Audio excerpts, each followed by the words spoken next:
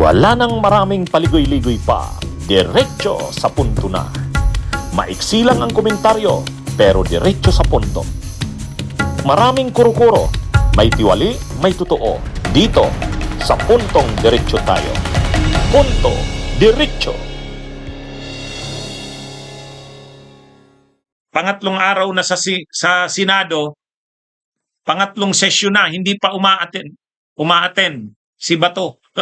Nagsimula yung pagbabalik ng session ng Senado noong November 11, o 11, 12, 13, o 13 na, wala pa. Tatlong araw nang hindi umaattend si Bato. At paano natin masasabing nagtatago siya? Hawak chairperson si Bato ng subcommittee ng Budget Subfinance Committee. Hawak niya pa naman yung Subfinance Committee tungkol sa National Defense. Kaya kailangang matalakay yung budget ng Department of National Defense. Ang problema, si Bato ang in charge nun. Hawak niya, siya ang chairperson ng subcommittee nun. Hindi siya umaattend. Kaya mayroon yatang announcement, sa November 25 pa daw matatalakay. Hala, napapabayaan na ni Bato. Imagine niyo ang tagal-tagal pa ng November 25. Oh, mukhang doon pa lang magpapakita si Bato o baka hindi pa nga magpakita sa November 25. Ha? O ngayon, pangatlong araw na ngayon, hindi pa rin umaattend si Bato sa Senado. Pero ang sabi ng kanyang abogado, si Torion, si Attorney Torion, wala daw, hindi daw nagtatago si Bato. Hindi lang daw available at the moment. Sa ngayon daw, hindi pa available si Bato. Pero hindi raw nagtatago. Mayroon pang post ni Bato sa kanyang Facebook yata. Pinakita niya yung na deboto siya ng Santo Niño. Yun. Tapos nandun siya sa Cebu, dun sa isang pari yata doon. Nagmamano siya dun sa pari doon sa Cebu. Anong pangalan ng pare? Father siya, no? Parang yata, nagiging sobrang reliyoso si Bato ngayon. Nagiging sobrang reliyoso.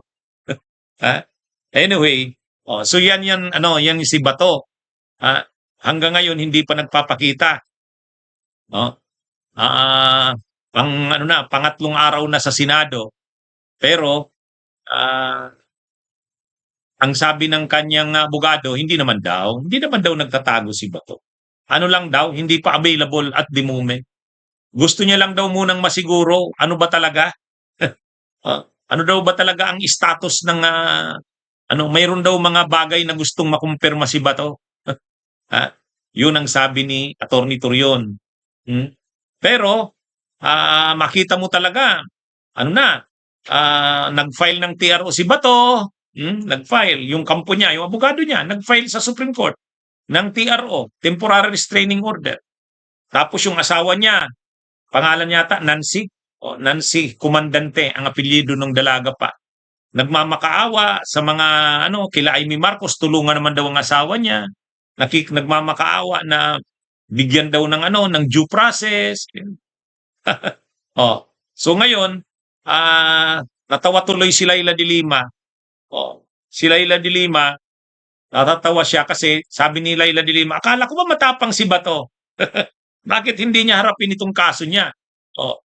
Kaya yan yung makikita mo dito na sobrang takot ni Bato. Yung kanyang sinasabing, go ahead, make my day.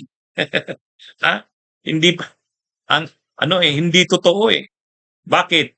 Kung totoo yun na hindi siya natatakot, go ahead, sinabihan niya si Trillanes, bakit bakit hanggang ngayon hindi pa siya nagpapakita? Pangalawa, kaliwat kanan, humihingi ng tulong ang kanyang asawa. Pangatlo, kahit hindi pa kumpirmado na mayroon nang arrest warrant, ayan, nag-file na ng TRO sa Korte Suprema.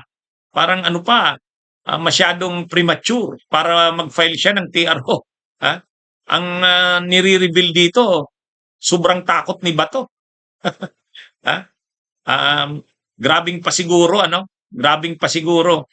Ngayon, hindi na nagpapakita sa Senado. Pangalawa, nag-file kaagad ng TRO kahit hindi pa kumpirmado. Ewan natin anong mangyayari dyan sa final niyang TRO. Ha? Oh. Ang sabi sa Inquirer, ang inaasahan lang daw ni Bato ngayon, faith. Pananampalataya. Ha? Kumbaga, ang mga post ni Bato ngayon tungkol sa relihiyon. Pumunta siya doon sa kaibigan niyang pare ba yun? Sa Cebu. Tapos pinost niya yung lumang picture niya na hawak niya yung estatwa ng Santo Niño. Biglang reliyoso si Bato. O kaya lang kahit anong sabi pa ng kanyang abogado na hindi naman nagtatago si Bato, ang malinaw lahat ng itong mga nangyayaring ito nagpapakita na nagtatago siya. Kung hindi ka nagtatago, bakit hindi ka nagpapakita?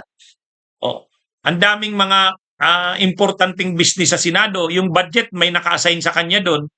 Siya ang chairperson ng Finance Subcommittee doon sa National Defense. So dapat mapag-usapan na yung budget ng DND, Department of National Defense. Hindi niya maasikaso. Nag-post yata sa GC ng sa group chat ng komite ng Subcommittee on Finance tungkol sa National Defense na sa 25 na lang daw. Sa 25 na lang daw ng November, madidiscuss yung budget ng National Defense. O, imagine niyo yan. Kaya, ang mga ito, indikasyon nito na nagtatago na siya. Lalo na pag lumabas na yung confirmation na mayroon na nga siyang arrest warrant, di lalong hindi na magpapakita. Ngayon pa nga lang, wala pa yung arrest warrant. Hindi na nagpapakita. Ang sabi ng kanyang abogado, si Attorney Torion, ang sabi, hindi niya raw ina-advise sa kanyang kliyente na magtago sa loob ng Senado. Kaya hindi raw yan maasahan yung sanctuary na yan ng Senado. Sa bagay, sinabi rin yan nila Ping Lacson sa ni Senate President Soto. Susuportahan naman siya kung maghingi siya ng tulong sa mga senador. Magsasanctuary siya sa Senado. Pero hindi pang matagalan yun. Kaya sabi ni Torion, hindi niya ina-advise sa kanyang kliyente na magtago sa Senado. Yun. Kaya siguro, pasiguro na si Bato. Baka nga naman pagdating niya dun sa Senado, biglang ilabas yung arrest warrant. Parang katulad nung nangyari kay Duterte. Di ba? Galing ng Hong Kong, bigla pagbabasa na iya, mayroon na, sinerve na yung arrest warrant. Di na problema siya. Ayaw mangyari yun kasi sabi ni Torion, sinabi na daw ni Lacson na hindi naman pwedeng pangmatagalan siya dun sa Senado. Hindi naman pwedeng makipagmatigasan sa mga autoridad na magtago siya doon. Pangalawa, kahit ang Malacanang nagsabi na si Yussi Claire Castro, hindi naman tatagal yan. Hindi naman pwedeng kupkupin siya doon ng Senado ng matagal. Malalabag niya ng batas, ang rule of law at ang konstitusyon. Kaya wala na. Talagang magtatago na ito si Bato. Sa sobrang takot, nagtatago na. Wala pa ngang warrant of arrest yan. Bunyog, halikan na kasama ka. Bunyog, kapag buklod ay may pag-asa. Luzon, Visayas, Mindanao, isa ang pananaw. Sa bagong Pilipinas ang bunyog isisigaw. Bunyog.